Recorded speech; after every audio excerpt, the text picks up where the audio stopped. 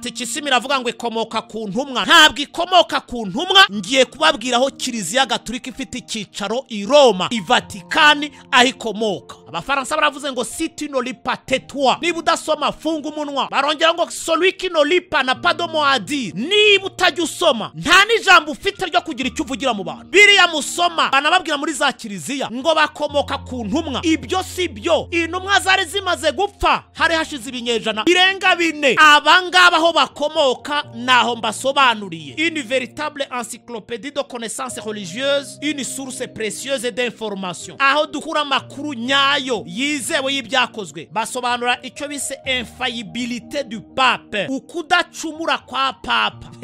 Ni ikimanuka se? Ni ikimanuka. Kwa ari umuntu nk'abandi. Ku kagingo ka kabiri karaho ngaho karavuga ngo le pape est d'une telle dignité et d'exaltation qu'il n'est pas homme ordinaire mais plutôt comme Dieu et vicaire de Dieu. Umupapa buri bwo tumubona ntabwo ari umuntu usanzwe, asa n'Imana ndetse ni n'umusimbura w'umwana w'Imana hano ku isi. Gatatu, le pape est couronné d'une triple couronne en tant que roi du ciel, de la terre et des régions obscures. Nguko tumubona kuriya afite ikamba rikubiye mu bushobozi n'ubutware bwaho bugarukira mw'Ijuru, ku isi ndetse n'ikuzimu. Muranyumvira mwumva icyakane ngo barimo guhayagiza cyangwa se gushimagiza cyangwa se guha ibyubahiro umuyobozi uvuye muri iyi ndiri. None se wava mu ndiri y'inkozi z'ibibi, wava mu ndiri y'abicanyi, ukazavuga ngo ibyo uzakora bizaba bizima, ukazavuga ngo imiyoborere yawe izaba mizima. Uwo mugore 6 yari yasinze amaraso aboneka ari uko byagenze bite. Daniel 2 ubwicanyi, Daniel 7 ubwicanyi, Daniel 8 ubwicanyi, Daniel 11 ubwicanyi, Byahishwe 13 ubwicanyi, Byahishwe 17 ubwicanyi. Ntacyo mwumva? Ngiyo inkomoko ya Kiliziya Gatolika. Ubuhanuzi bwa Daniel n'ibyahishuwe buragaragaza ngo bakomotse, Kiliziya Gatolika yakomotse mu ndiri Satani, Roma y'abakayizari, Roma y'abapapa na Illuminati bapfana iki. Ndinjirira ku isomo rimwe ryonyine. Illuminati agatsiko kabicanyi kayobora isi. Kambabwira ikintu gitangaje rero. Mugende mushake agatabo k'Abagatolika kanditseho ngo wowe nkurikira ibisubizo ku bibazo bikomeye abakirisitu bibaza. Urebe ku ipaje ya 4 urahasanga. Yaba nari mfite ubushobozi, abambufite nakora reform ikazandikwa mu mateka y'isi n'ijuru. Nayikora ikazandikwa mu mateka y'isi n'ijuru. Nagufatira ababishop bose, nkagereka aba apotre bose, fata abapadiri bose, pastor bose, na buri muntu wese uhagarara imbere y'abantu avuga ko abigisha Bibiliya. Ubundi akajagari k'amadini niko kisha abantu. Turage bisi barimo kurindagira mu isoza ry'ibihe, ntabwo baza ibihe bigeze kubera ko bize nabi, bigishwa nabi. Abahagarara imbere nibaberurira ukuri. Umupadiri umwe, ntabwo navuga agace ayoboramo, yarambwiye ngo ukomeze utubwire ati ncokora cyarambwira ngo uzambikira ibanga ntuzigere umvuga. Ntabwo nkuvuze nkubikiye ibanga, sinavuga naho uyobora barara bagushahuye. Mu pastor umwe wo muri ADPR yarambwiye tubungubu tuyoborwa n'amabandi. Mpahurira n'itsinda ry'abayobozi baturutse muri Zion Temple kwa Gitwaza,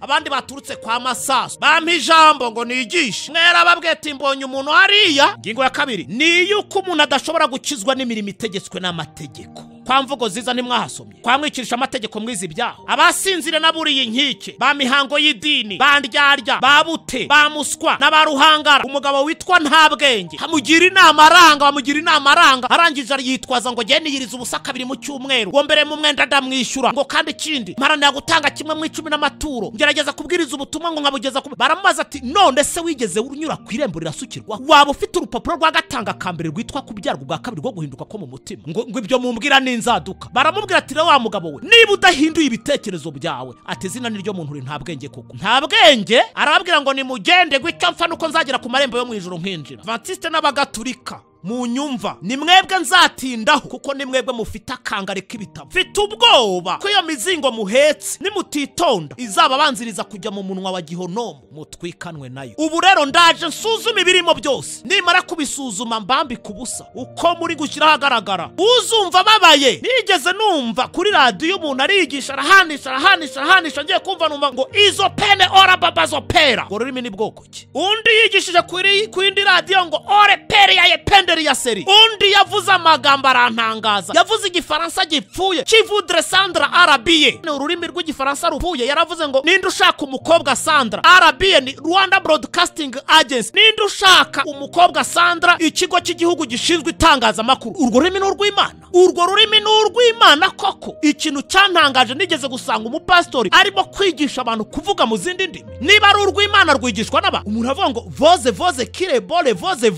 ngo bisobanurwa ngo iki kigo abanyeshuri bose bakirimo nibakora ibizamini bazatsinda. Ola baba upari ya sima, ibi ni ibiki? Le dorere sase le glory, ole zere kote le goyi. Izi ndimi ni bwoko ki? Uzi umuntu uhagarara imbere y'abantu akabahuha bose bakagwa bagaramye. Uzi umuntu utunga ikiganza iburyo abantu bakagwa iburyo, yakigarara ibumoso abantu ukabona imbaraga irabahagurukije ibagushije ibumoso. Imidiho mubamo wagira ngo muba mwibereye muri night club, murabyinira Imana. Hashize iminsi 8 nari mu giterane cy'itorero rimwe, guhera saa 7 kugeza saa 11:30 babyina. Ijambo ry'Imana rigiye kuvuga rivugwa iminota 25. Sha kumenya Bibiliya bibari kure, kandi abafite imikorere isa niyi murapfuye urw'imbwa pe.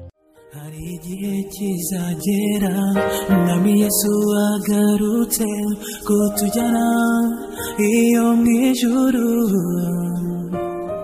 ati nimuze bana banjye.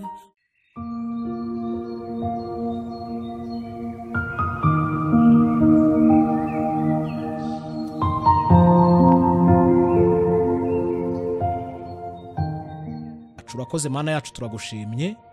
Tugushimiye ko wandikishije ijambo ryawe kugira ngo rituyobore, uduhe kwicisha bugufi kugira ngo iryo jambo rigire umurimo rikora mu mitima yacu, bityo ritume twitegura nk'uko ubushake bwawe buri, maze Yesu niyerekanwa ku bicu byo mu ijuru tuzishimire kumusanganira tubane by'iteka mu izina rya Yesu, amen. Uyu munsi turabimburira icyigisho cyacu mu isomo ryanditswe mu rwa 2 rwa Timoteyo, igice cya 2 umurongo wa 4. Mukurikire neza mwumva ikigiye kuvugwa muri iki cyigisho. Nta waba umusirikare kandi ngo yishyire mu by'ubu bugingo, ngo abakinejeje uwamwandikiye ubusirikare. Tugiye kuganira ku baprotestani. Uyu munsi turaganira ku baprotestani. Iri somo riratubwiye ngo nta waba umusirikare kandi ngo yishyire mu by'ubu bugingo, ngo abakinejeje uwamwandikiye ubusirikare. Iyo urebye muri Bibiliya y'Icyongereza niho babisobanuye neza. Baravuze muri iryo somo ngo a soldier on active service wants to please his commanding officer and so does not get mixed up in the affairs of civilian life. Wenda nshishirije icyo bavuze hano, baravuze ngo umusirikare uri mu kazi, uri mu mirimo ye, yanezeza ofisiye umuyobora, cyangwa se icyatuma nezeza umusirikare umuyobora nuko atavanga imirimo ye, gahunda ze za gisirikare n'imirimo ikorwa n'abasivile. Iryo somo rirakomeye. Mu Kinyarwanda ngo nta waba umusirikare kandi ngo yishyire mu by'ubu bugingo, ngo abakinejeje uwamwandikiye ubusirikare. Ahandi ho ngo wanezeza ofisiye ukuyobora ari uko utavanze imirimo yawe n'imirimo ikorwa n'abasivile, ngo wivange mu by'abasivile none ubivange n'imirimo ya gisirikare. Iyo bavuze umusirikare, un soldat par définition no bita un combattant, umurwanyi. Mu Gifaransa banditse ngo homme qui sert dans une armée en temps de paix ou en temps de guerre. N'umuntu uba witeguye kugira ngo akorere igisirikare haba mu gihe cy'amahoro cyangwa mu gihe cy'intambara. Iyo bavuze arme cyangwa se troupe, barasobanura ngo n'abasirikare, ni inteko y'abasirikare bafite intwaro zigiye zitandukanye. Ubwo abo basirikare bagabanywamo imigabane myinshi. Wenda bakurikiye muze kumva neza impamvu ntangije aya magambo. Hari abasirikare barwanira hasi, abarwanira mu kirere, abarwanira mu mazi, abaneka, abavura, abateka, bari mibi imigabane myinshi, ariko bose bakoze icyo bita igisirikare, icyo bita arme. Tugareke kuri Bibiliya y'Icyongereza. A soldier on active service wants to please his commanding officer and so does not get mixed up in the affairs of civilian. ushaka kunezeza uwamwandikiye ubusirikare, ushaka kunezeza umukomanda, ushaka kunezeza umuyobora, ko atagomba kuvanga na buke na busa imirimo y'abasivile n'iya gisirikare. Yitware gisivile kandi ari umusirikare, akore nk'abasivile kandi ari umusirikare. Umusirikare n'umusivile ni abantu babiri batandukanye. Wakubaza ngo impamvu ni iyo umusirikare n'umusivile batandukanye? Ntibagenda kimwe, ntibareba kimwe, ntibahagarara kimwe, ntibambara kimwe, imitekerereze yabo iratandukanye kure. Uko ni nako n'ubuzima bwabo bwa buri munsi butandukanye n'ubw'abasivile. Sirikare bafite uko baremye, buriya rero kugira ngo uzambare iriya rugagi, ruriya rukweto bambara, bagushyiremo smoke cyangwa se iriya myenda ya tashitashi ya madowadowa, ukubitemo ingofero, ugomba kuba wabikoreye kandi amasomo ukayiga amezi n'amezi. Bahanga bavuga ko ubundi ku mezi 6 uri ku ikosi. Ibyo abandi bantu bavuga ngo ntibishoboka, ku mwana kosi, kuri mwana kosi ababona byose bishoboka. Ndetse bashobora kubwira abasirikare ngo nimugende muhirikiye etaje ari abasirikare 10 batiriwe babaza bakagenda kuyisunika, kuko bavuga ati icyo afanda tubwiye nuko abona kugishoboka. Ibyo abandi babona ko bidashoboka, bo baba mu bitekerezo byabo babona ko ari ikintu gishoboka. Kandi buri abasirikare ikintu gituma batsinda inshuro nyinshi ni morali bayuzuye mu bitekerezo byabo. Y'umusirikare nubwo yasigarana isasu rimwe iri ryonyine, ruduriri rimwe, abona ko rishobora kumubera imbarutso n'intwari ikomeye yo guhashya haduyi kandi akamutsinda kandi asigaranye isasu rimwe. Kenshi rero inzego za gisirikare iyo zubakitse neza nizo zituma habaho gutsinda. Rero reka babwire y'abasirikare batari mu kazi muzakurikira ibyabo, usanga rimwe na rimwe bibereye mu kwikinira amakarita, bikinira ibisoro, bakina za dame. Hari ushobora kubareba agatekereza ko imikinire yabo imeze nk'iy'abasivile, ntabwo bakina kimwe. Ibi si kubusa gusa, gukina igisoro kw'abasirikare ntabwo ari kubusa gusa. Abatekereza ati ndatereze 3 mbe ndiye ziriye 6 noneho mpagarare, ariko ni intere y'imwe irandira ziriye 3, ziriye 3 zijye ziriya 4, enye zirye 6, ndaba duhanganye mushegeshe. Cyangwa yakina dame, ubwo ndavuga umusirikare aratekereza ati ninyuza hano aranyinjirana, andi 10 abanzahaje abansinze, ariko ni interiye nkamujijisha, arayirya murye 3, nimara kumurye 3 ndongera murye izindi enye, mbengezaha, akapanga neza mu bitekerezo mpaka kugeza ubwo ageze ku nsinzi. Ibi rero abasirikare bibafasha iyo bageze mu rumahina, mu ntambara idasanzwe. Tekereza ko haduye afite abasirikare abasirikare bangana batya, imbunda nizi twamunetse twamumenye, afite imisozi ABCD, ndayigeraho nte, ndanyura he, ndarwanisha abasirikare bangana iki, ndi mu mushegeshe byagenze bite, mu gihe kingana iki, ndamutsinda bintwaye umwanya ungana ute, ibikoresho nkeneye biraba bingana iki, nubuhe bwoko bwabyo. Kwakunda kina dame, kwakunda kina makarita, kwakunda kina igisoro, waba bikuramo isomo mu gihe abasivile baba batekereza ngo ningutsinda urampa icupa, ningutsinda ndanywa inzoga. Umva imitekerereze y'abasivile n'iy'abasirikare uko itandukanye. Bibiliya ngo ntawa mu musirikare kandi ngo yishyire mu by'ubu bugingo ngo abakinejeje uwamwandikiye ubusirikare. Hari ijambo ryavuzwe n'umwanditsi, ariko ngeyo ndisesenguye sanga atari byo. Yabyanditse mu Cyongereza, aravuga ngo corporals fight while generals ask for loans and do business. Ngo abakaporale nibo barwana urugamba, ngo mu gihe abagenerale bo baba bisabira inuza imyenda mu mabanki kugira ngo babone uburyo bikorera ama business. Ashaka kugaragaza ngo harwana abasirikare bo hasi, ngo abo mu nzego zo hejuru ntibarwana. Wapi, ahubwo abasirikare bo mu rwego rwo hejuru baravunika kuko nibo bapanga gahunda yose y'urugamba. Ndetse ahubwo tugende ku bahanga b'abanyarwanda, buriya n'abanyarwanda tugira abahanga turabafite. Nubona generale cyangwa se umusirikare wo mu ofisiye, bijye bikwereka ko atapfuye kubona iryo pete kubusa, kuko buriya ushishoje niko umunyarwanda yavuze, amaraso y'ukayarebamo neza ugakoresha mikorosikopi ibasha gucengera, wasanga n'amaraso ye yarabaye madowadowa. Ibyo bisobanura iki? Ko yacengewe neza neza n'icyo bita igisirikare.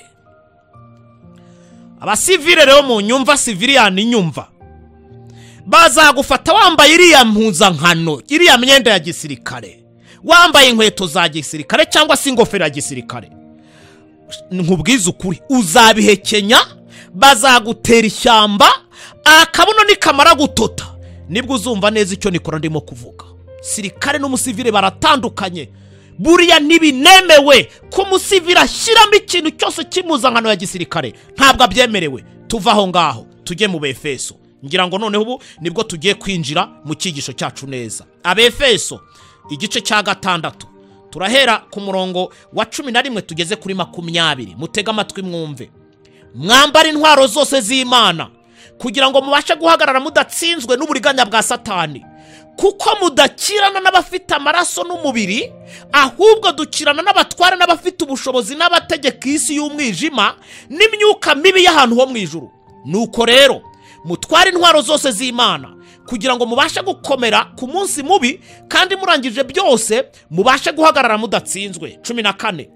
Muhagarare mushikamye mukenyeye ukuri, mwambaye gukiranuka nk'icyuma gikingira igituza, mukwese inkweto arizo butumwa bwiza bw'amahoro bubiteguza, kandi kigeretse kuri ibyo byose mutware kwizera nk'ingabo, ariko muzashobora kuzimisha imyambi ya wa mubi yose yaka umuriro.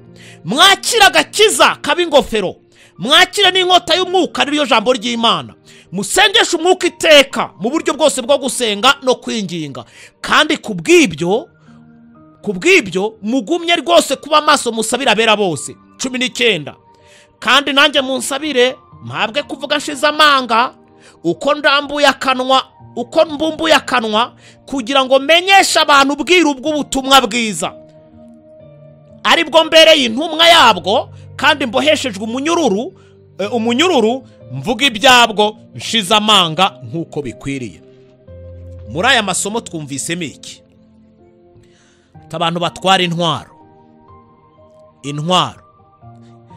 Uzi gusoma ikinyarwanda bikagushobera niba ari igishinwa, niba ari ikirusiya, niba ari igitaliyani, niba ari igikoreya, ugasoma ibintu ari ikinyarwanda, ari ikirundi, uri umurundi cyangwa se uri umunyarwanda, ntiwumve ibyanditse muri urwo rurimi wumva.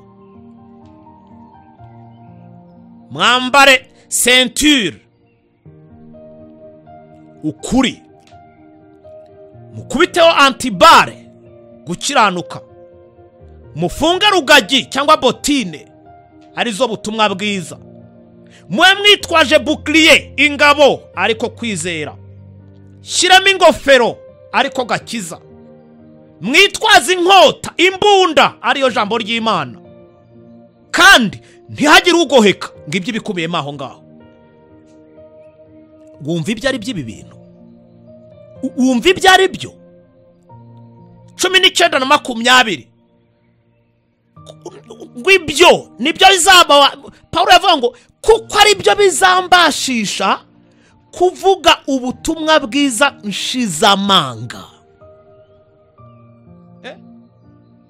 Kumenya no kumenyesha abantu ubutumwa bwiza ngo bizava kuri uwo mwambaro, kuri iyo myitware, kuri uko kurwana, kuri ukuntu umuntu azaba yambaye.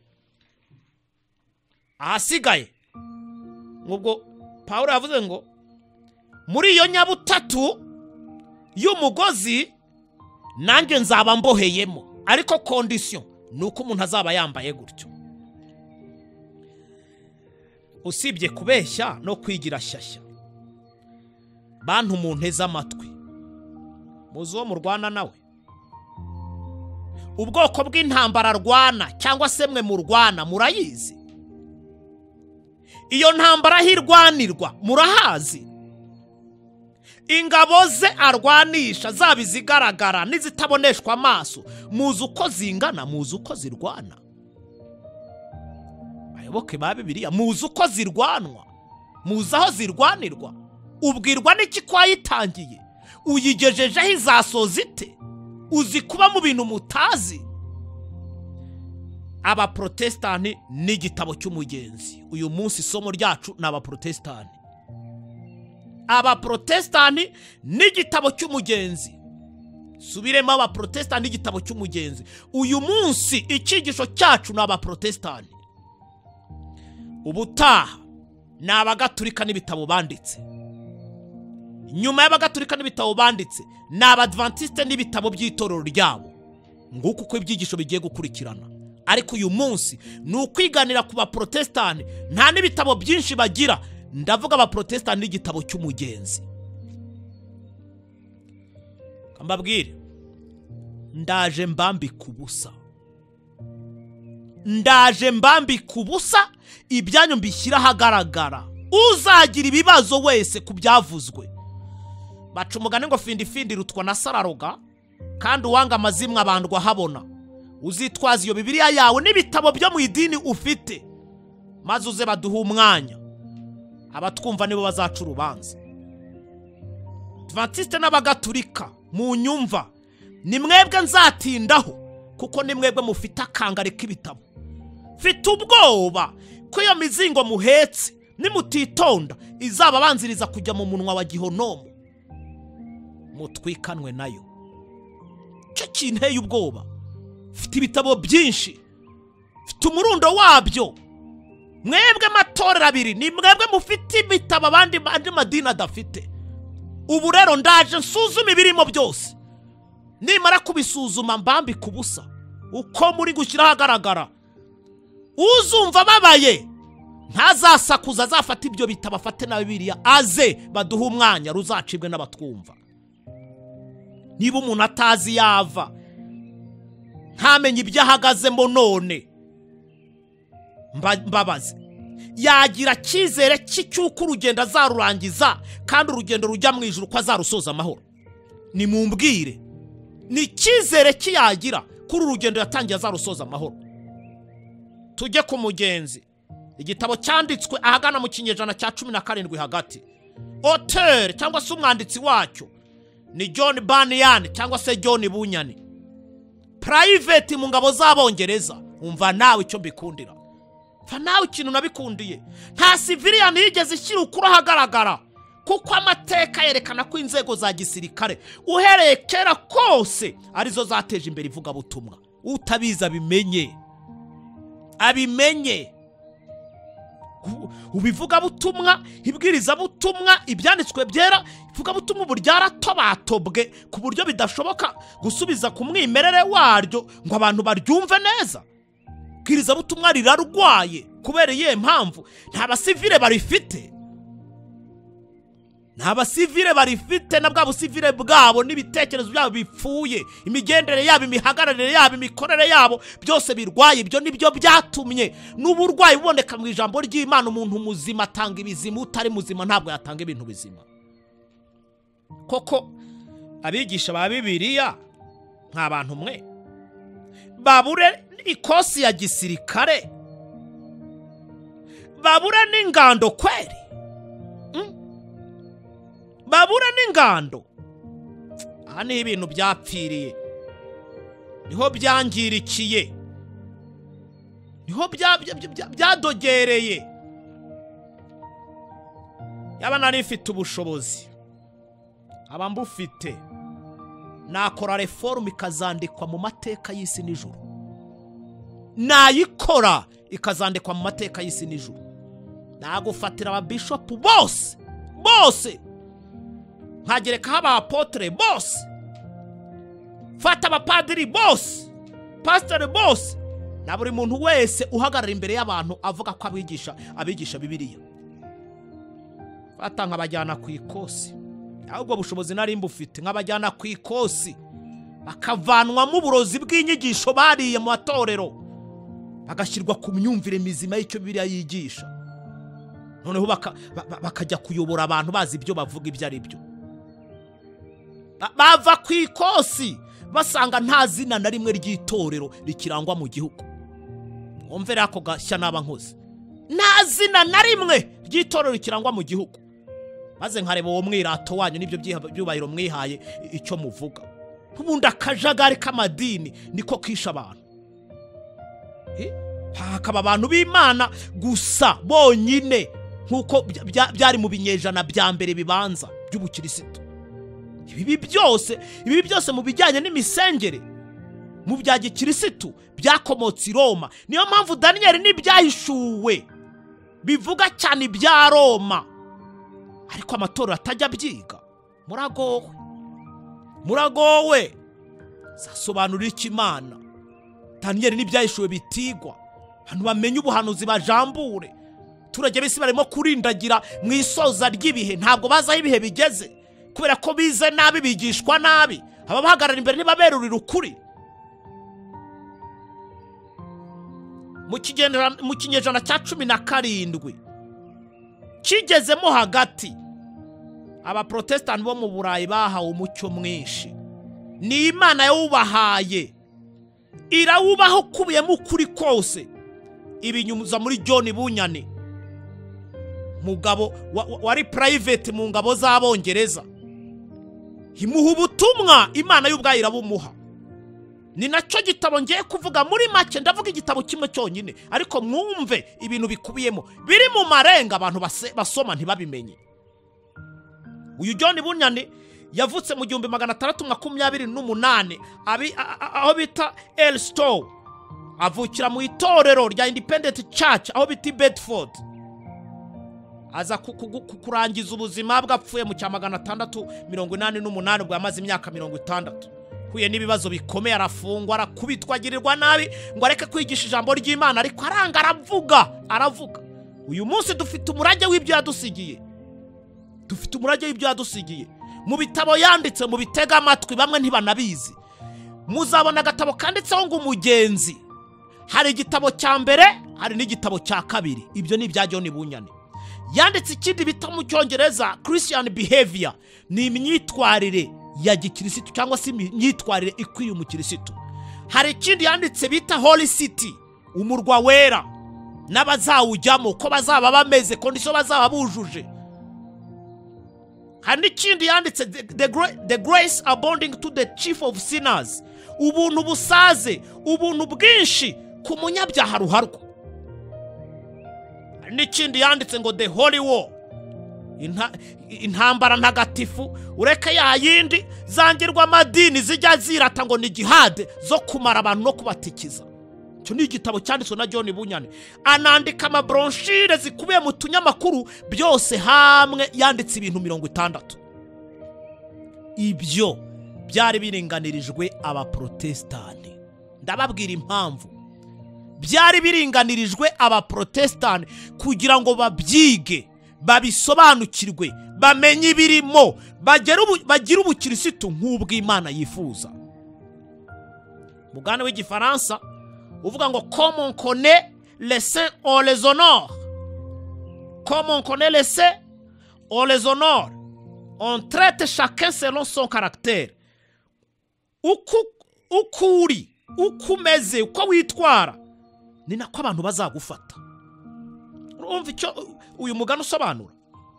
Kuki abaprotestani bandikiwe izo nyandiko nyinshi nk'uko twari tumaze kuvuga, umugenzi, Christian behavior, Holy City, the grace abounding to the chief of sinners, the holy war, n'izindi bronchire nyinshi cyane. Ibyo byose kankaba narababwiye ko bikubiye mu nyandiko z'ibintu bigeze hafi kuri 60 John Bunyane yanditse.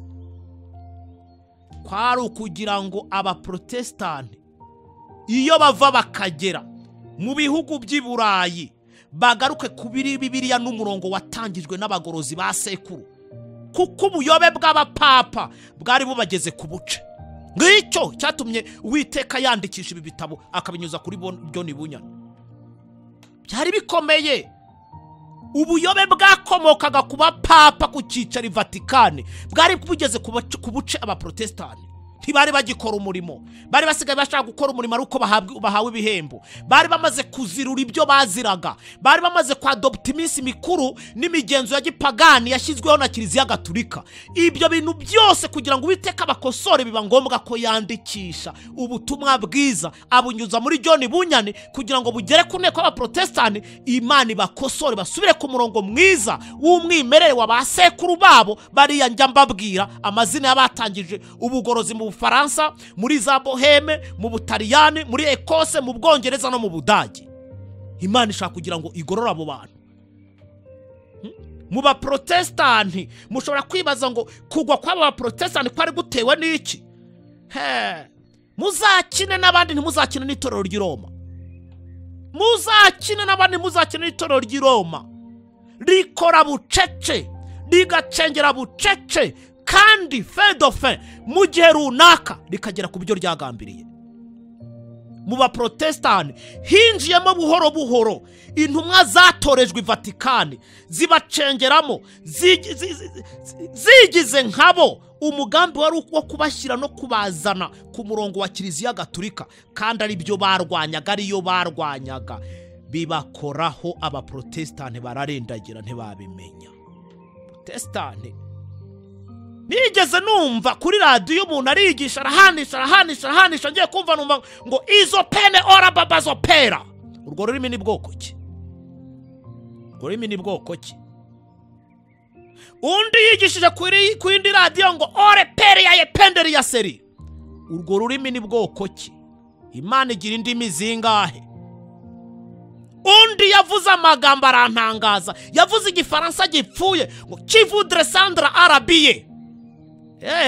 Kivudre sandra niki? Ninuzane ururimi rw'igifaransa rupfuye. Yaravuze ngo ninde ushaka umukobwa Sandra? Arabiye ni Rwanda Broadcasting Agency. Ninde ushaka umukobwa Sandra? Ikigo cy'igihugu gishinzwe itangazamakuru. Urwo rurimi ni urw'Imana.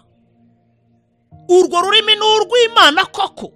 Ikintu cyantangaje nigeze gusanga umupastori arimo kwigisha abantu kuvuga mu zindi ndimi. Niba ari urw'Imana rwigishwa n'abantu. Iyi mitwe abantu bateka ni bwoko ki? Simvuga ko Imana itavuga, Imana iravuga pe, ndabizi nanjye kwivuga, ariko ndimo kwibaza izi ndimi turimo kugenda tubona ubu bwoko bwazo niyo zikomoka. Umuntu avuga ngo voze kire bole voze ngo bisobanurwa ngo iki kigo abanyeshuri bose bakirimo nibakora ibizamini bazatsinda, ngo ndetse uyu munsi mwese musohotse mukijijwe. Nabwiye aho mu kigo n'uyu muntu arabeshya, tuzabibona kuri resulta.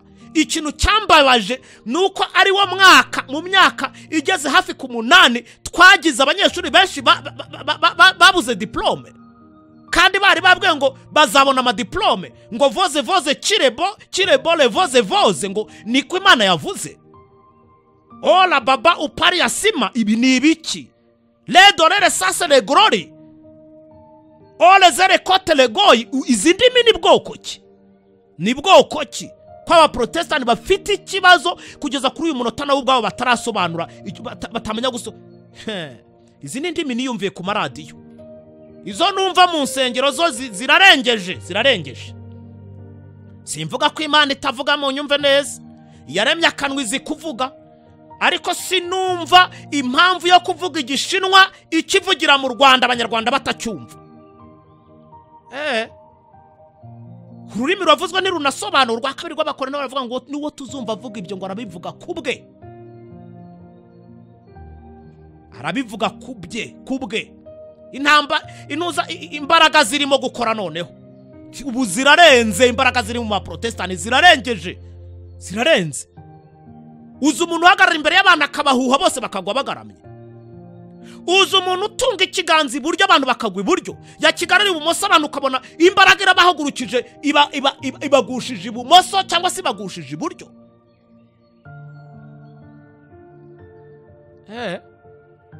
Izo n'imbaraga ndabyemera pe, n'imbaraga ivugisha abantu pe, n'imbaraga ivugisha izindi ndimi, ariko ikibazo irakomoka he, irava he? Imidiho mubamo wagira ngo mwibereye muri night club, murabyinira Imana. Hashize iminsi 8 nari mu giterane cy'itorero rimwe, ahantu simpavuze, guhera saa 7 kugeza saa 11:30 babyina. Ijambo ry'Imana rigiye kuvuga rivuga iminota 25. Sha kumenya Bibiliya bibari kure, kandi abafite imikorere isa n'iyi ngiyi mvuze. Murapfuye urw'imbwa pe, murapfuye urw'imbwa ndabarahiye. ubuhanuzi burimo kugenda buvugwa bwerekeza ku irari ry'abantu n'ibyifuzo byabo nibwo bweze muri iki gihe. Ni nabwo abantu bakunze abahanurirwa iby'amazu, abahanurirwa iby'amaviza, abahanurirwa iby'amapromosiyo mu kazi, abahanurirwa abakazi batababonye, abagore, amazu meza.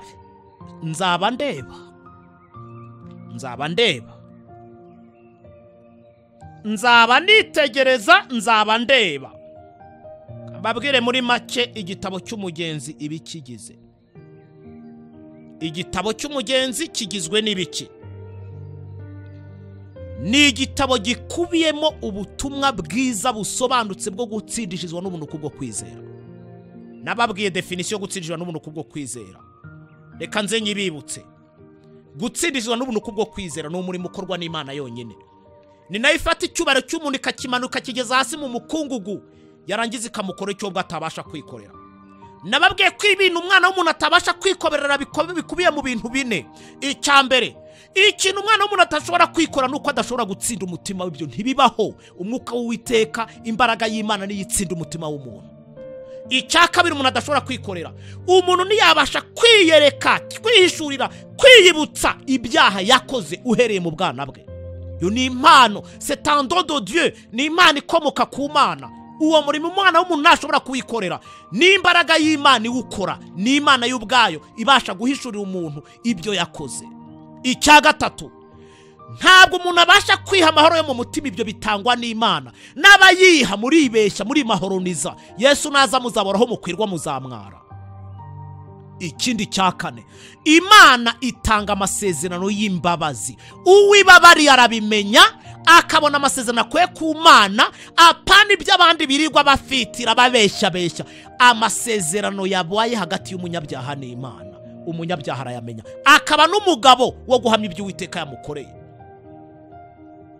Ndasubiramo, gutsindwa n'umwuka w'Imana, guhishurirwa ubugome bw'ibyo wakoze, guhabwa amahoro yo mu mutima, kuwabwa amasezerano y'imbabazi, ibi byose ni impano Imana itanga. Muri iki gitabo cy'umugenzi, kivimuzi inzira yo kwihana no kubabarirwa ibyaha, kikayidushyirira ahagaragara.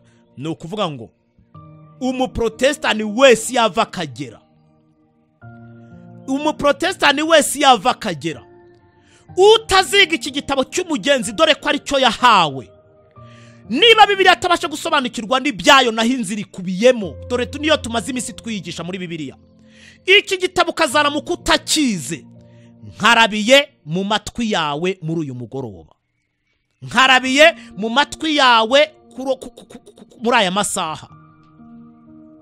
Ku ipaje ya 9 ahavuga ibya mukristo ahaguruka, ku ipaje ya 35 byiringiro ahaguruka, no ku ipaje ya 140, aha hose muri iki gitabo herekana ko umwuka w'Imana atsinda umutima w'umunyabyaha, n'uburyo agahinda kagenda kakamushegesha, kakamena uwo mutima. Ibyo se sibyo twirirwa tubigisha, si yanzira twirirwa tubabwira.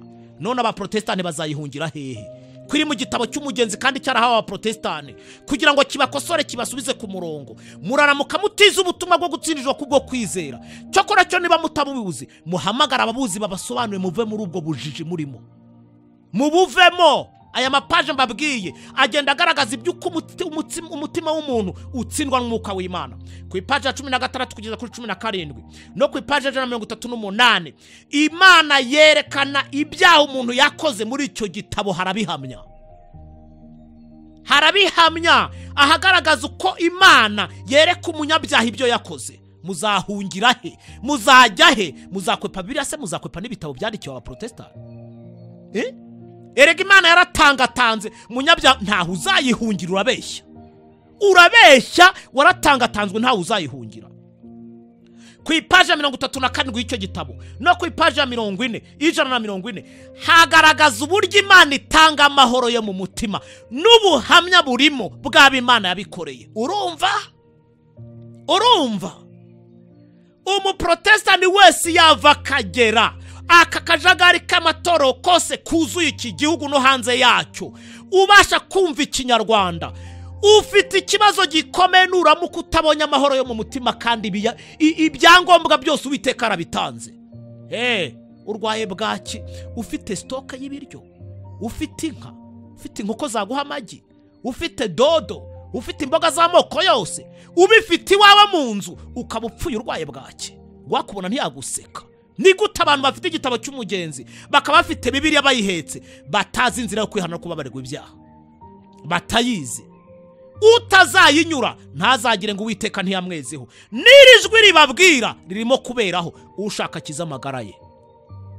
Amapaje arasobanura uburyo Imana itanga amahoro mu mutima. Ku ipaje 39 no ku ipaje 41 herekana uburyo Imana ibabariye umuntu imuha n'amasezerano, akaba afitanye amasezerano n'Imana y'ubwayo yamutsinze, yamweretse ibyo yakoze, yamuhaye amahoro, none imuhaye n'amasezerano kugira ngo nuzatangira kumugisha baka ngo simbyumva neza azamubwire ngo na amasezerano hagati yanjye n'Imana dore nibihamya ngibi.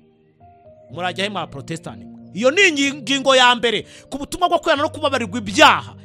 Ingingo ya mbere igaragara muri icyo gitabo, igenda igaragaza ukuri uko kwanditsemo kugomba gushyira ku murongo abitwa aba Protestant ariko batakiri bo. Ingingo ya kabiri ni yuko umuntu adashobora gukizwa n'imirimo itegetswe n'amategeko. Kwa mvugo ziza ntimwahasomye, kwa mwikirisha amategeko mwizi ibyaho. Ku ipaje ya 20 nicyo bavuga. Abasinzire naburiye inkike, ba mihango y'idini, bandyarya, babute, bamuswa n'abaruhangara, mu nkundire mugenda musome icyo gitabo. Ku ipaje yo hasi handitswe ngo uwo mugani usobanura ko umuntu wari we wese, ko umuntu wese abasha kwikiza. Mwumve imirimo itegetswe n'amategeko, agakiza gashingiye ku mirimo.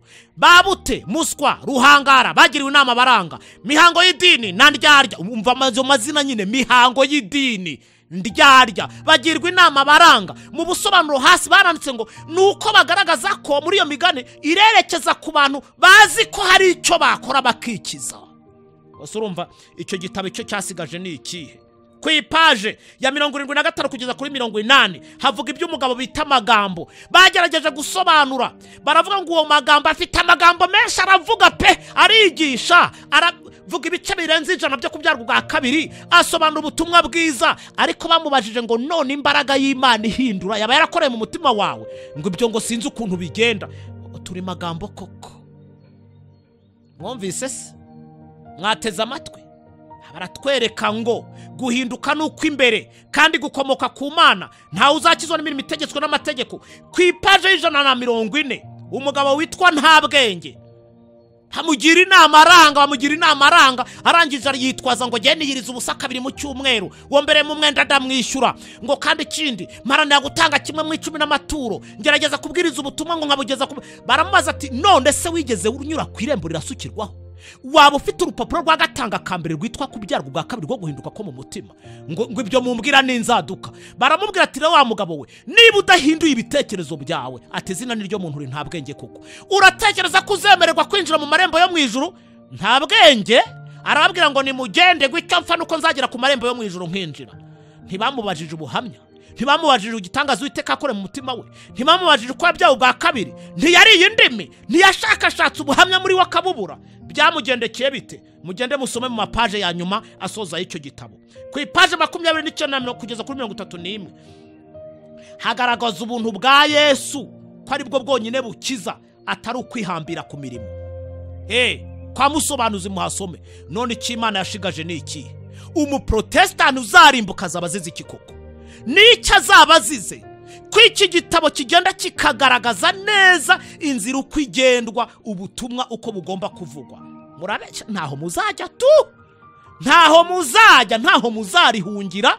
Uzanga Bibiliya Imana izandikisha ibindi, uzanga gukosoka, ariko wanze kumva ntabwo yanze no kubona. Ku ipaje ya 5 ni paje 135 mugende musome maze murebe ibyo icyo gitabo icyo kivuga. mu ndebere n'abitwa protestant ibyo barimo n'ibyo barimo kurindagiriramo urebe ko haro bihuriye. Tujya ku kindi cya gatanu, ni uruhare rw'amadini mu kudindiza umurimo. Page 86 kugeza 97, page 121, page 142 n'148. Aho hose bigaragaza mu mvugo yeruye neza ariko iri mu ubwenge uburyo amadini agira uruhare mu kudindiza umurimo w'Imana. Sibyo narindimo kuvuga. Karindwi, uko amatorero menshi ari amabandi, arimo amabandi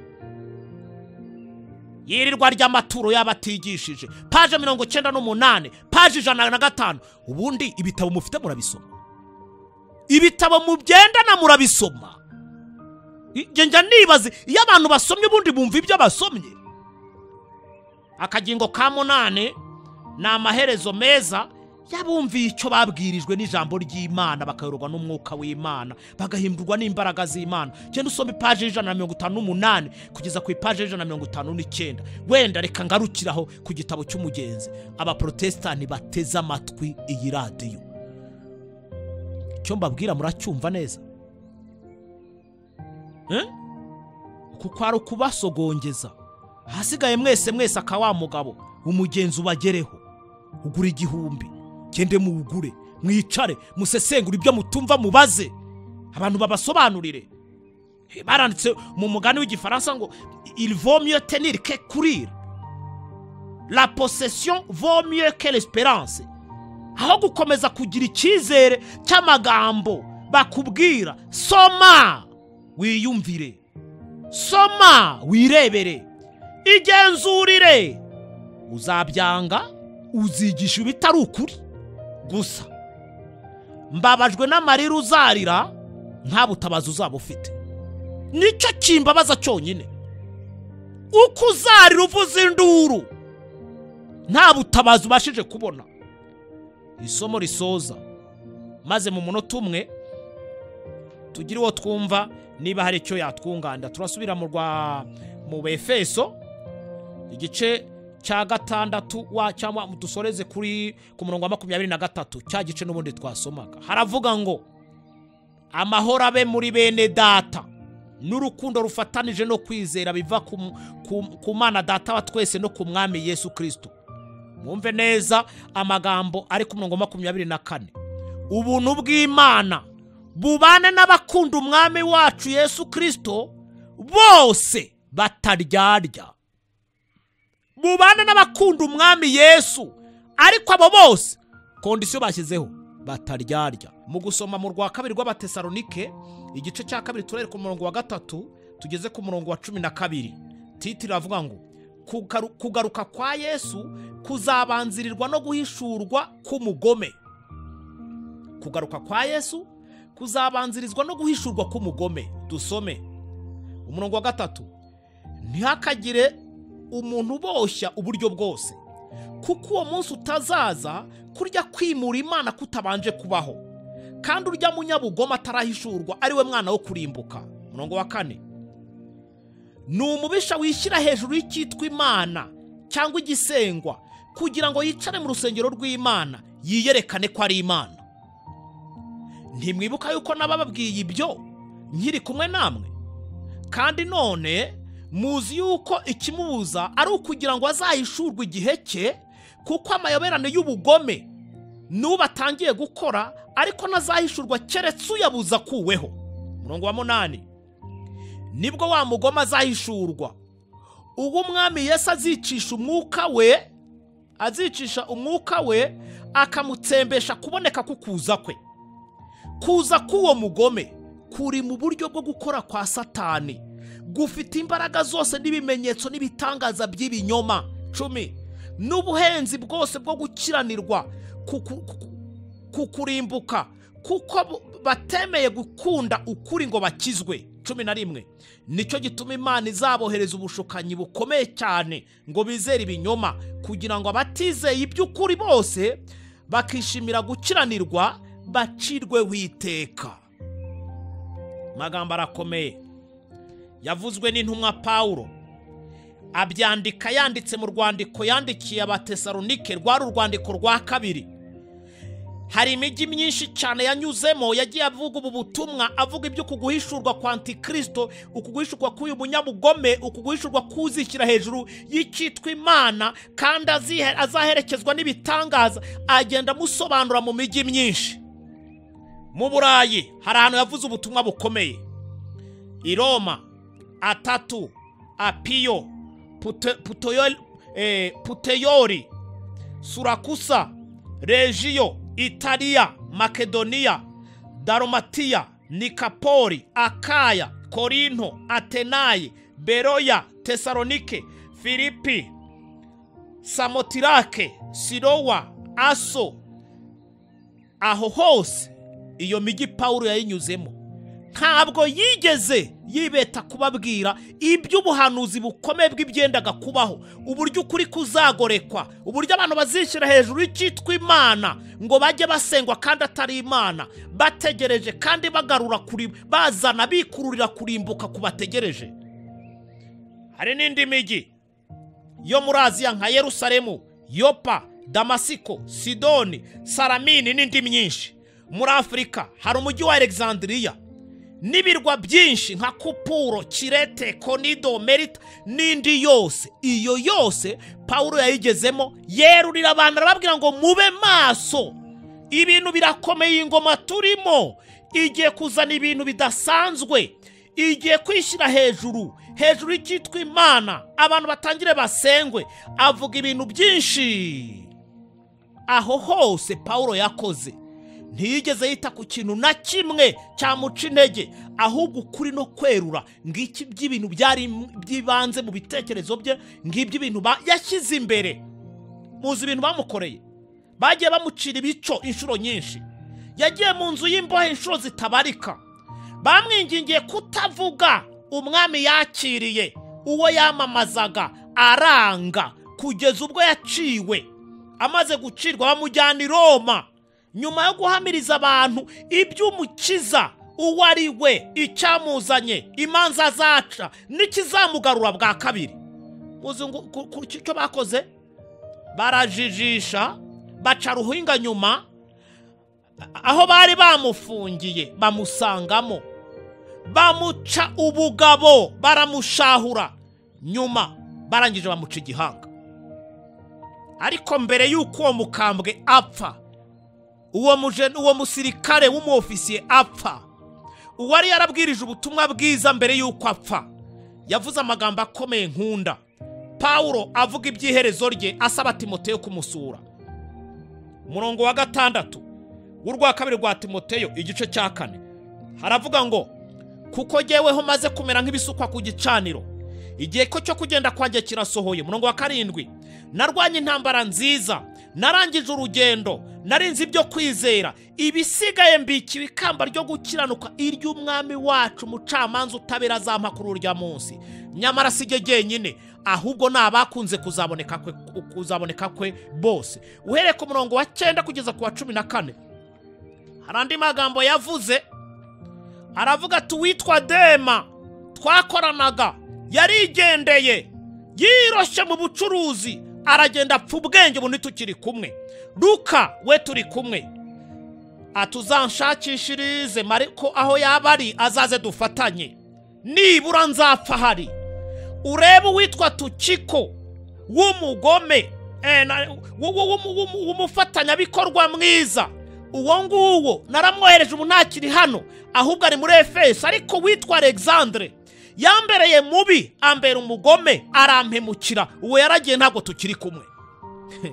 Muzi impamvu mbabwiye amagambo?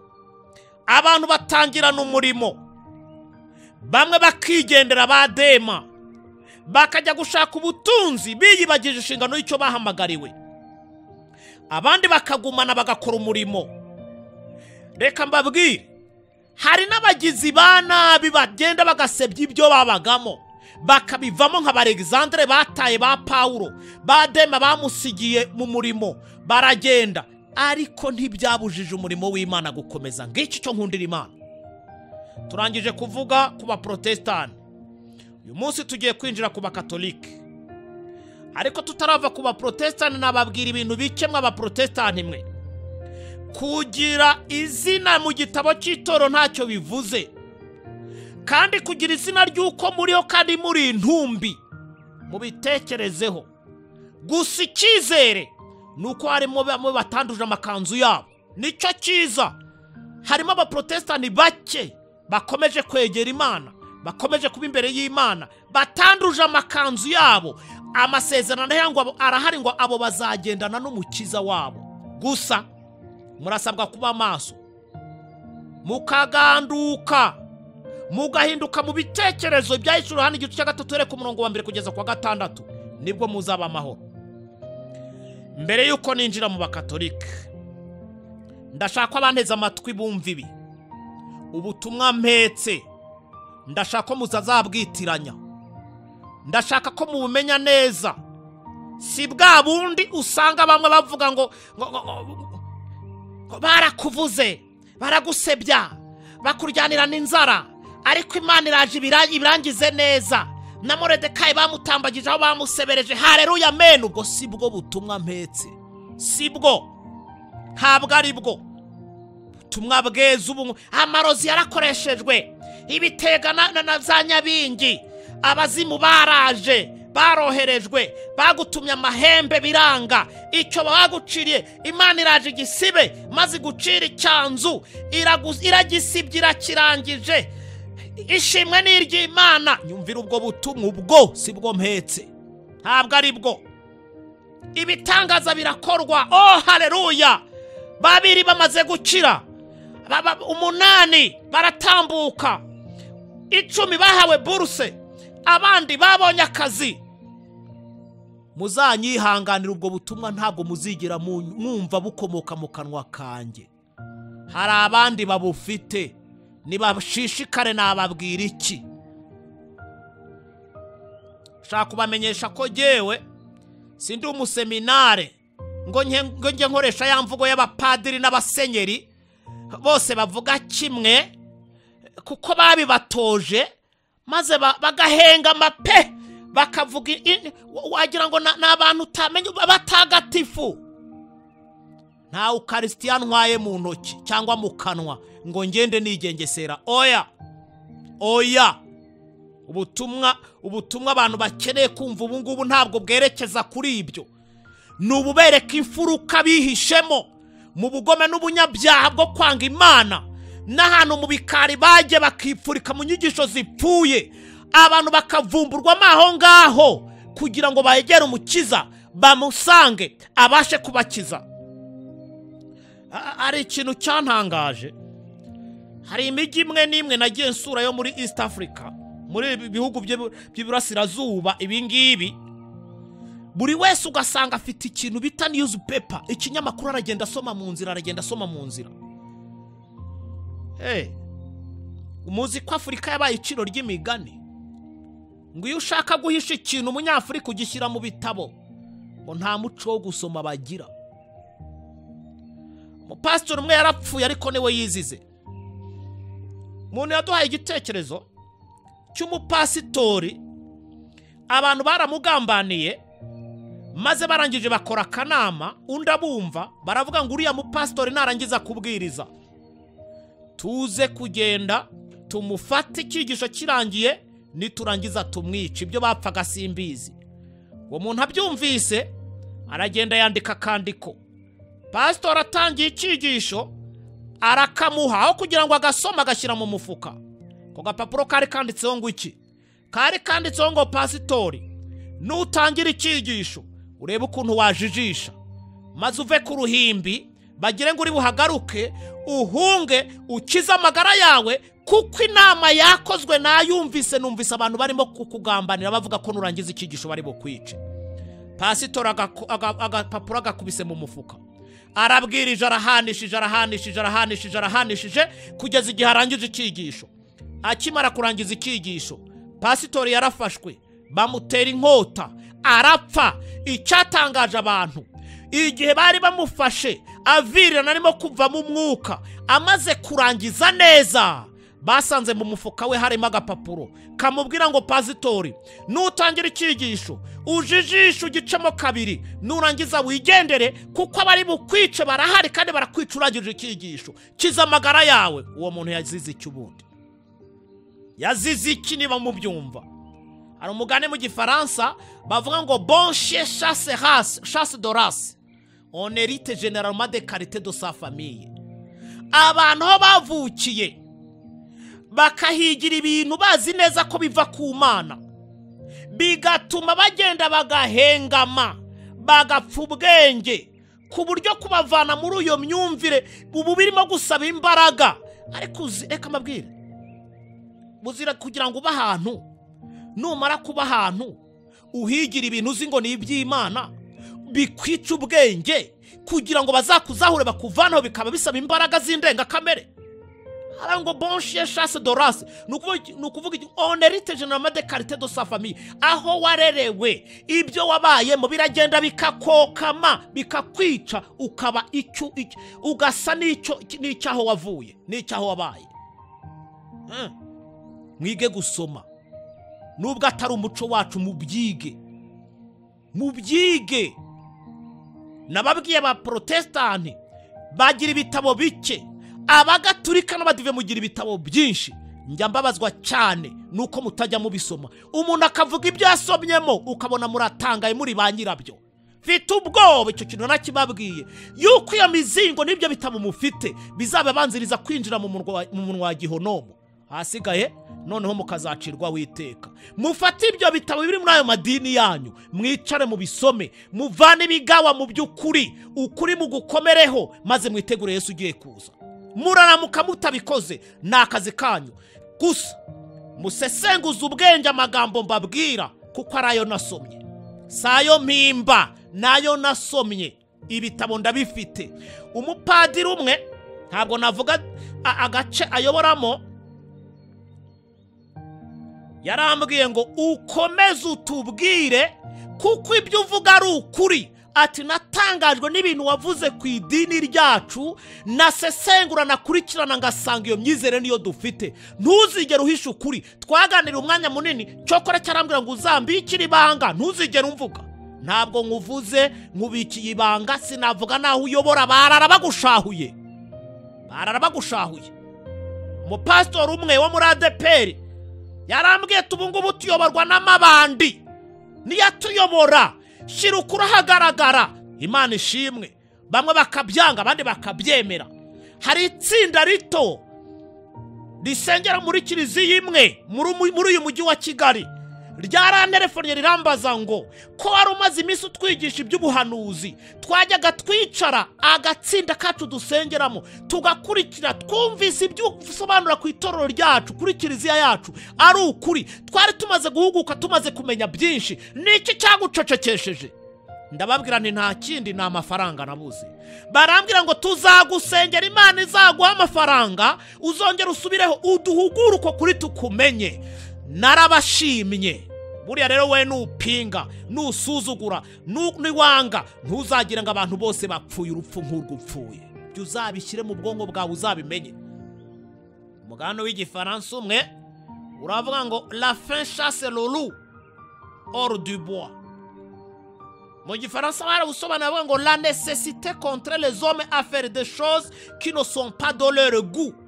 Abantu benshi barahambiriwe cyane ku buryo nta kundi bagira, bakemera kubwo kugerageza kugira ngo babe barengera imiryango yabo, barengere za minerivare z'abana babona mu matorero, abapasitori imyanya bafite y'intuza y'ubuyobozi n'umugati bakuramo, abapadiri icyubahiro bafite, maze bakaryamira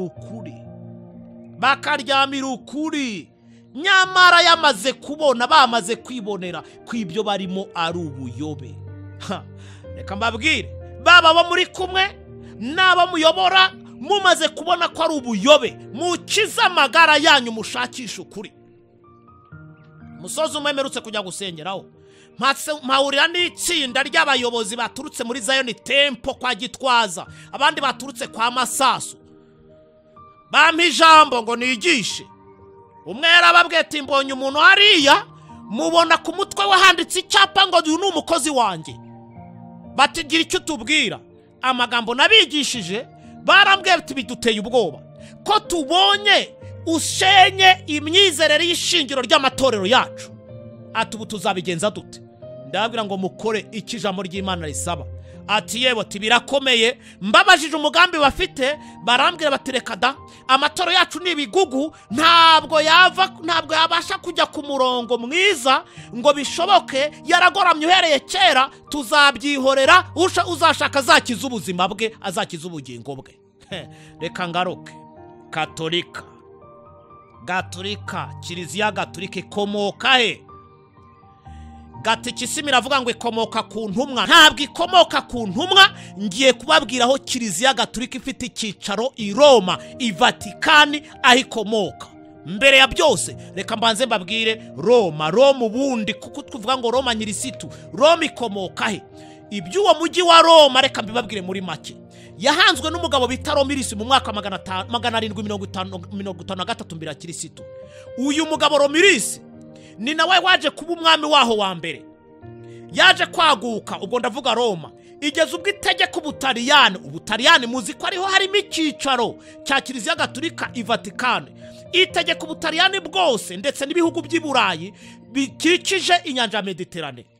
Abaroma bageze muri Aziya mu mwaka w'190 mbere ya Kirisitu, bahagiye bafite umugambi wo kurwana na Antiyokusi mukuru, umwami w'Abasiriya. Intambara barayikomeje, bigarura imijyi n'uturere twinshi two muri Aziya nto.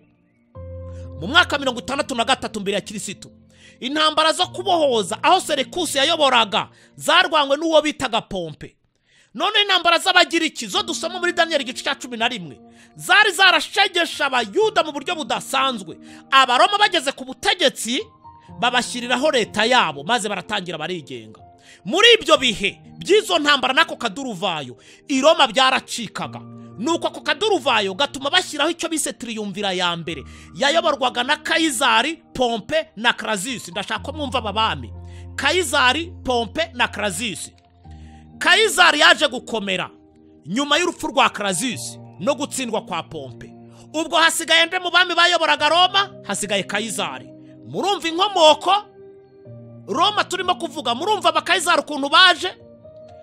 Nawe yaje kwicwa mu mwaka 44 mbere ya Kirisitu. Bituma habaho akaduruvayo n'intambara mu baturage. Ngiyo inkomoko ya triyumvira ya kabiri. Hari triyumvira ya mbere yayoborwaga na Kayizari, Pompe na Crassus. Pompe arapfa, Crassus aricwa, hasigara hayobora Kayizari. Nawe aza kwicwa. Amaze kwicwa akurikirwa na triyumvira. Iyo bavuze triyumvira ni ubutegetsi buyoborwa n'abami batatu.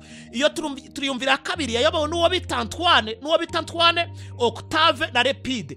Aba bami mw'abantu b'Imana mwe munteze amatwi, babaye abami babagome, abami babicana, abami babicanye bo mu rwego rwo hejuru.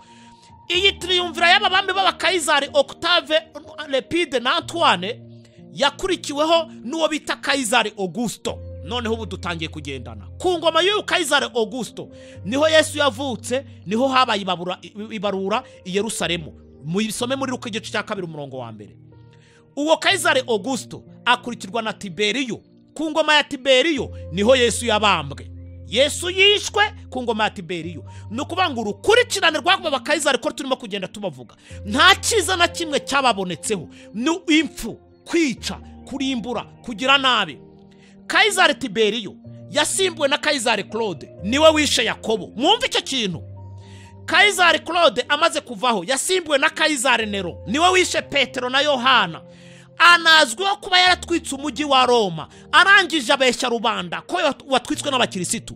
Abakirisitu barabica, babicira kubamara. Ndashaka ko mugenda mwumva, kuko ngiye kubabwira inkomoko ya Kiliziya Gatolika.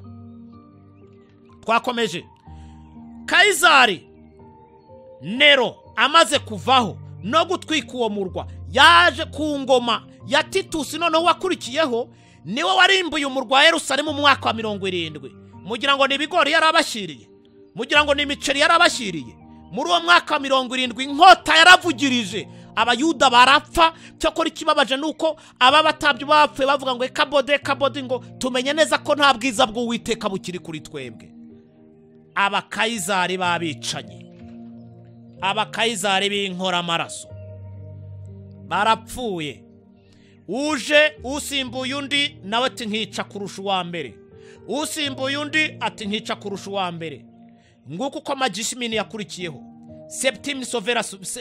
Septime Severe akurikiraho, Badesi bakurikira, Bamak Orere, Diocletian arakurikira. Biza kugeza mu mwaka 313 subiye inyuma gatoya. Uyu Diocletian we yaravuze ngo abaturage b'i Roma mu kwicira amafuni muhigire hasi kubura hejuru abantu bitwa ko ari abakirisitu, tubatsembeho tubice tubarangize. Biha imyaka 10 ku ikintu cyitwa umukirisitu mu butegetsi bw'abaromani bazaba bagishoje bakirangije.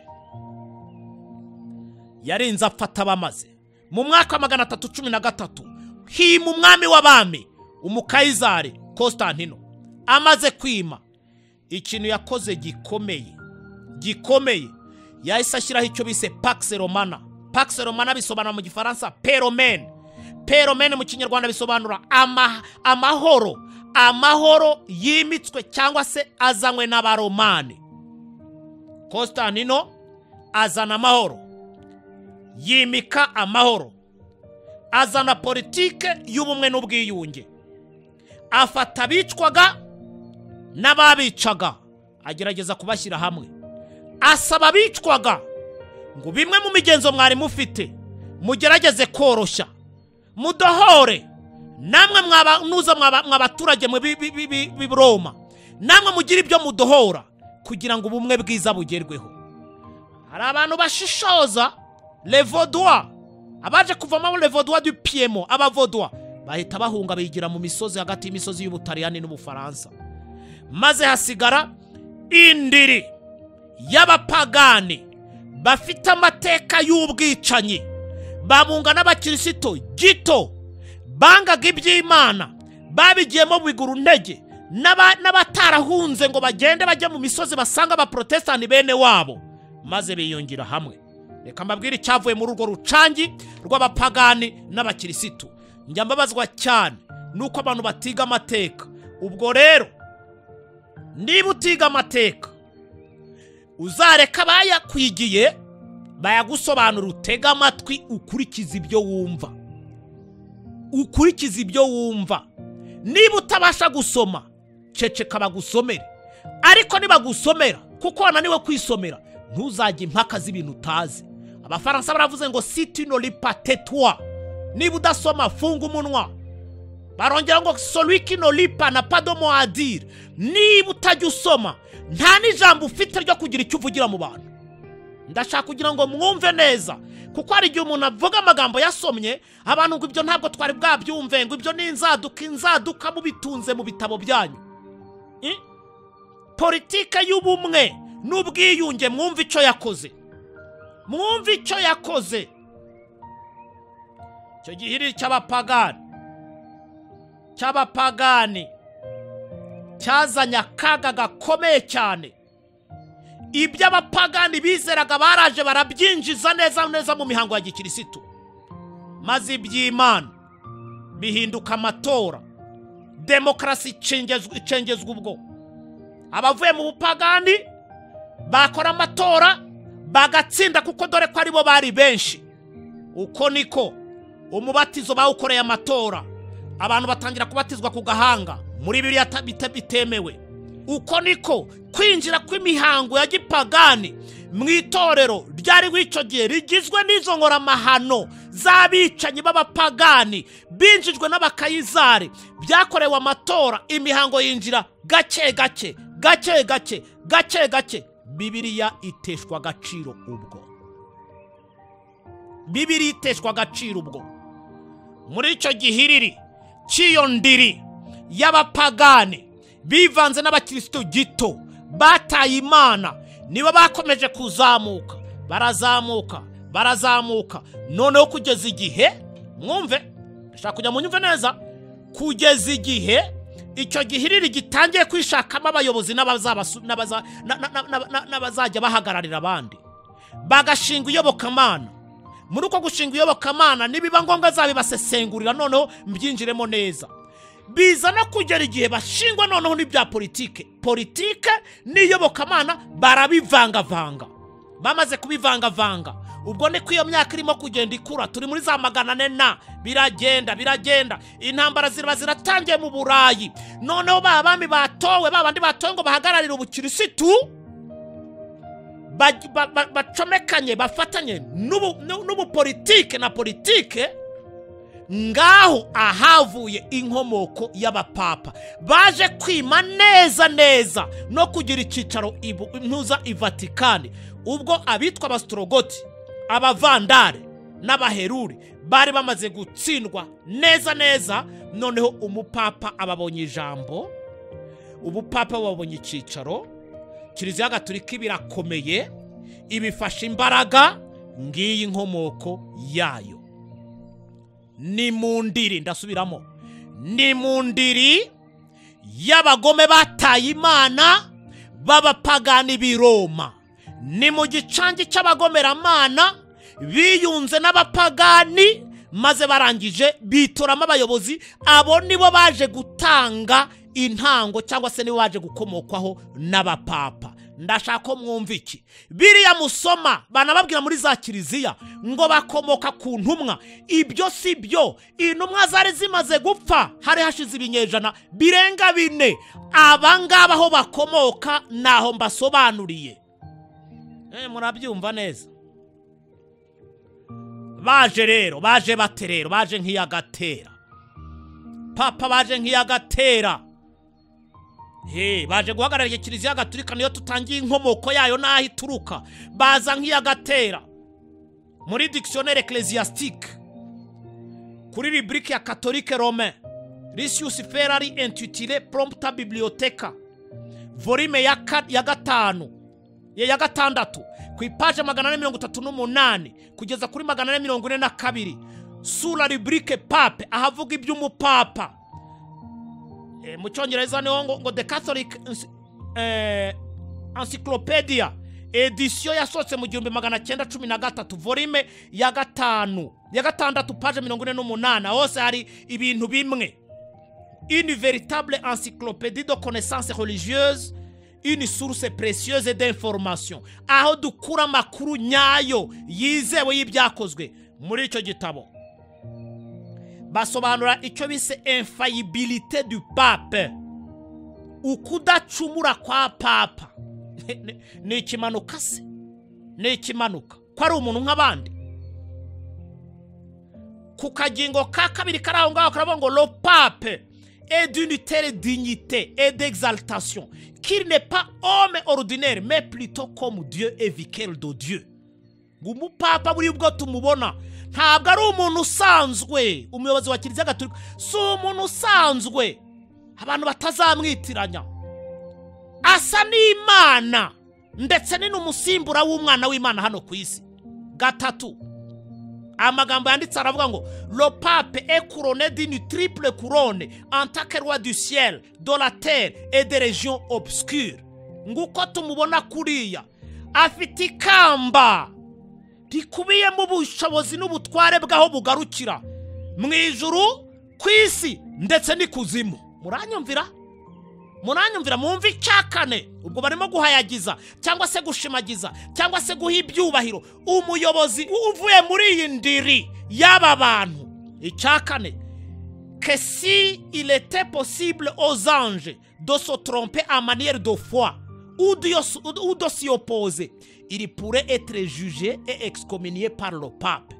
Ngo n'abamarayika banitonde, bibaye ngombwa ko bateshuka cyangwa se bakagira ingingo imwe basa naho bagonganyeho ijyanye n'imyitwarire yabo, ngo papa afite uburenganzira bwo kubacira urubanza. Unyumve neza, shaka kugira ngo mwumve ibi bintu. 5, le pape étant Dieu sur la terre, il est le seul souverain des disciples du Christ, roi des rois, ayant le pouvoir absolu, et à qui a été confié par le Dieu omnipotent la responsabilité de régner sur le royaume non seulement terrestre mais aussi céleste. Papa nk'umuntu ukomeye umeze nk'Imana ku isi, niwe wenyine mwami w'abami ufite ububasha n'ubushobozi yahawe n'Imana. Yahawe n'Imana bwo gutegeka no kuyobora, kandi ubutegetsi bwe ntabwo bugarukira ahangaha aha tureba ku isi gusa, no mw'Ijuru bugerayo. Gatandatu wenda mbesoreje aho ngaho. Le pape peut modifier la loi divine étant donné que son pouvoir lui vient de Dieu et non des hommes. Abantu mwese mubishyira mu bwonko, mubyumve neza, mubimenye, mubyumve neza, mubisobanukirwe. Umupapa afite uburenganzira bwo kugenda kwinjira akagera no ku mategeko y'Imana akagira ibyo ahinduraho. Nutabiza byumve muri icyo gitabo. One se wava mu ndiri y'inkozi z'ibibi, wava mu ndiri y'abicanyi, ukazavuga ngo ibyo uzakora bizaba bizima, ukazavuga ngo imiyoborere yawe izaba mizima. Ndashaka ko tujya mu gatabo bita wowe nkurikira. Agatabo bita wowe nkurikira, uruhererekane rw'abapapa. Papa wa 61. Ndashaka kugira ngo duhita tugeranya noneho abakayizari twari tumaze kuvuga n'abapapa, imikorere yabo, abakayizari babicanye. Twinjira noneho, ndashaka kugira ngo mwumve neza, ntabwo wakomoka mu ndiri y'abicanye ngo uzabe muzima. Papa wa 69, ubwo ni Yohane wa gatatu, yakoze iki? Hicwa abarombaride, itegeko ryo kubatsemba no kubamara niwe waritanze. Papa w'159, Uribane wa kabiri, hicwa umubare utabarika wabanze kuba abamambure ba Kiliziya Gatolika, niwe watanze ubwo burenganzira. Papa w'167, Eugene wa gatatu, mu gitero cya kabiri cy'abanyamisaraba, mugende musome murasanga ari we wanagitangije, abandi baranakiyobora banakijyamo. Papa w'174, Clement wa gatatu, afatanya n'umwami w'Abongereza kurimbura abantu bose, yifuza kugira ngo barimbure batavuga rumwe na Kiliziya Gatolika. Nyumvira, agiye guhagararira abasengamana ariko babagomeramana. Murumva icyo kintu? Ibyo si byo ba Jean Calvin bavugaga, ibyo si byo ba John Huss bavugaga, ibyo si byo ba John Wycliffe bavugaga. Bavuga ngo niwe antikristo uhagarariye abagomeramana ku isi. Umve, Papa w'177, Honorius wa gatatu, niwe wafatanije n'umwami wa Autriche mu ntambara zarimbuye imbaga nyinshi. Papa w'178, Gregoire wa 9, plan yo kwica abantu mu gitero cya gatandatu cy'abanyamisaraba niwe wayipanze, abari nawe ubitangaza. Papa w'180, Innocent wa 4, afatanya na Louis umwami w'Abafaransa mu gitero cya 7 cy'abanyamisaraba cyarimbuye imbaga. Tuva aho ngaho, nari ndimo kubabwira amateka, tujye kuri Bibiliya kubivuga kuri iyi ngoma ya 4. Noneho mwumve neza mukurikire kubivuga kuri iyi ngoma ya 4. Ibi byo kwica, ibi byo kurimbura, ibi byo gutikiza bivugwa ku ngoma ya 4, ari nayo igiye gusimburana n'iya Kirisitu. Iyi ngoma turiho y'abapapa ari igiye gusimburana n'iya Kirisitu, hakima ubwami butazanguka by'iteka ryose. Mwumva ibyo yavuzweho Daniel igice cya 2 umurongo wa 40, ngo uko niko ubwo bwami bwa nyuma buzamenagura bukajanjagura butyo. Kwicura kumva Daniel igice cya 7 umurongo wa 25, hirya yo guhindura ibihe n'amategeko azarenganya. Kurenganya se no gufasha, no kugira neza abantu cyangwa no kwica? Hirya yo guhindura ibihe n'amategeko azarenganya. Umurongo wa 25 igice cya 7 cya Daniel. Tuva aho ngaho tujya mu gice cya 8 umurongo wa 24 muri Daniel, azarimbura bitangaje. Umva, kurimbura niki? N'ukwica, n'ubugome, n'ugutikiza. Daniel igice cya 11 guhera ku murongo wa 39, azarwana kandi azanesha. Bibiliya nivuga ngo ntawe utwara inkota ubusa. Azarwana kandi azanesha. Azanesha nta maraso yavuye. Azica, azarenganya, azatikiza, azarimbura bitangaje. Tuvaho ibya Yohana igice cya 13 ku nyamaswa zamutse ivuye mu gitaka. Rubrike ivuga ku by'ubupapa, umurongo wa 7 ihabwa kurwanya abera cyangwa se kumena amaraso, cyangwa se kumena amaraso. Mwumve neza, mwumve ibyahishuriwe hano igice cya 17 umurongo wa 6. Uwo mugore maraya wari wicaye ku nyamaswa ufite izina mu ruhanga ry'amayoberane ngo nyina w'abamaraya kandi nyina w'ibizira byose byo mu isi. Uwo mugore umurongo wa 6 yari yasinze amaraso. Amaraso aboneka uko byagenze bite? Daniel 2 ubwicanyi, Daniel 7 ubwicanyi, Daniel 8 ubwicanyi, Daniel 9 ubwicanyi, nako Daniel 11 ubwicanyi, byahishwe 13 ubwicanyi, byahishwe 17 ubwicanyi. Ntacyo mwumva? Ntacyo mwumva? Ngiyo inkomoko ya Kiliziya Gatolika. Ngiyo inkomoko ya Kiliziya Gatolika. Ndabisubiramo. Ubuhanuzi bwa Daniel n'ibyahishuwe buragaragaza ngo bakomotse, Kiliziya Gatolika yakomotse mu ndiri y'abicanyi. Va neza nyine, indiri y'abicanyi. Ndashaka kugira ngo mpuze ibintu bine: Satani, Roma y'abakayizari, Roma y'abapapa na Illuminati bapfana iki? Satani, Roma y'abakayizari, Roma y'abapapa, Illuminati, abo bantu bapfana iki? Ndinjirira ku isomo rimwe ryonyine rihita ribereka icyo bapfana. Satani, Yohana igice cya 8:44 nguhereye kera kose yari umwicanyi. Uhereye kera kose yari umwicanyi. Roma y'abakayizari kwica, Roma y'abapapa kwica, Illuminati agatsiko kabicanyi kayobora isi. Kambabwira ikintu gitangaje rero, mutari muzi, mufungura amatwi nyibumvi nyibabwire. Illuminati agatsiko kabicanyi, ntabwo abajye babisobanura ku maradiyo hirya no hino barabisobanuye ko barangwa na triangle, mpande eshatu irimo ijisho hagati, irimo ijisho hagati. Mugende mushake agatabo k'Abagatolika kanditseho ngo wowe nkurikira ibisubizo ku bibazo bikomeye abakirisitu bibaza.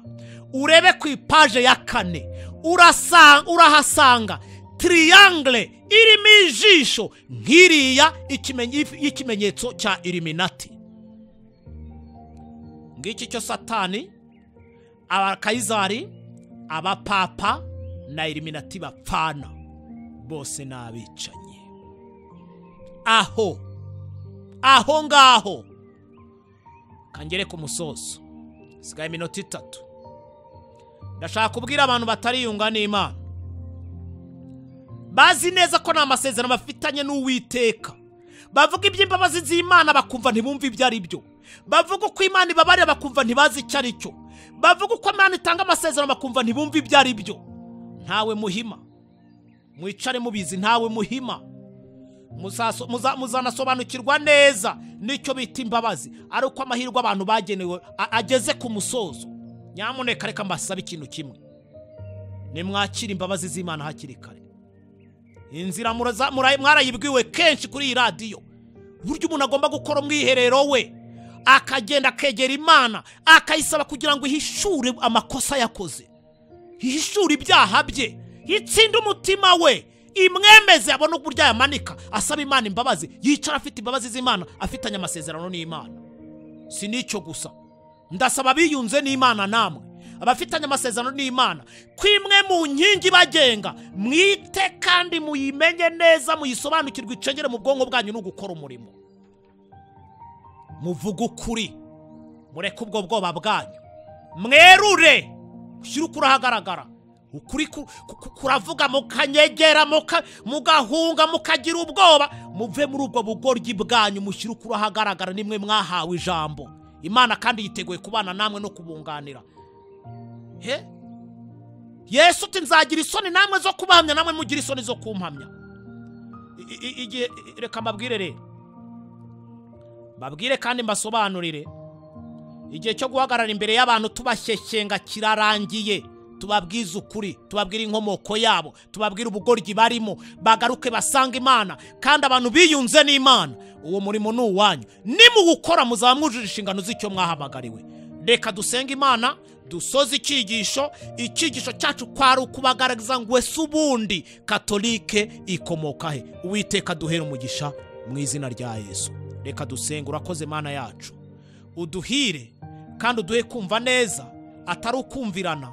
Duha agaciro ijambo ryawe, tunitegura ubwami bwawe mu izina rya Yesu. Amen.